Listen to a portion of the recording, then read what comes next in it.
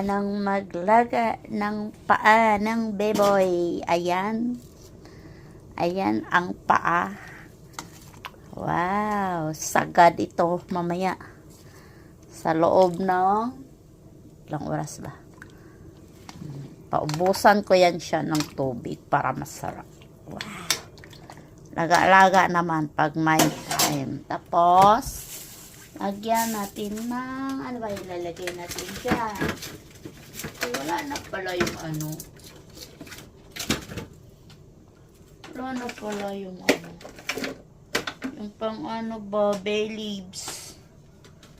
Wala na pala akong bay leaves. Wala pala akong bay leaves. Ay, ganun.